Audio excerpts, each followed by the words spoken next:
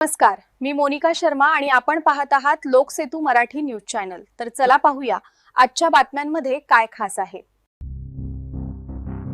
अक्कलकुवा तालुक्यात वन्य प्राण्यांचा हल्ला, वृद्ध शेतकऱ्याचा मृत्यू।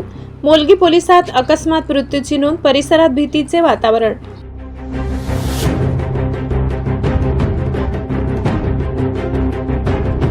नंदुरबार जिल्ह्यातील अक्कलकुवा तालुक्यातील दुर्गम भागात असलेल्या बेडाकंड पुंजारपाडा येथे झोपेत असताना एका वृद्ध शेतकऱ्यावर जंगली हिंस्त्र प्राण्याने हल्ला केल्याची हृदयद्रावक घटना घडली।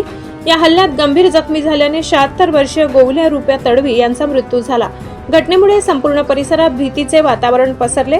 मिळालेल्या माहितीनुसार मंगळवारी रात्री गोवल्या तडवी हे नेहमीप्रमाणे आपल्या घराच्या पडवीतील पलंगावर झोपले होते। रात्री 9 ते बुधवारी पहाटे 6 वाजेदरम्यान दबा धरून बसलेल्या एका अज्ञात जंगली हिंस्त्र प्राण्याने त्यांच्यावर अचानक हल्ला केला। या हल्ल्यात त्यांच्या शरीरावर गंभीर जखमा झाल्या। सकाळी घटना लक्षात येताच त्यांचा मुलगा काल्या तडवी यांनी ग्रामस्थांच्या मदतीने त्यांना तातडीने वेली येथील प्राथमिक आरोग्य केंद्रात दाखल केले। मात्र वैद्यकीय अधिकाऱ्यांनी दुपारी 12:05 त्यांना मृत घोषित केले। या प्रकरणी मोलगी पोलीस ठाण्यात भारतीय नागरिक सुरक्षा संहिता 2023 चे कलम 194 अन्वये अकस्मात मृत्यूची नोंद करण्यात आली।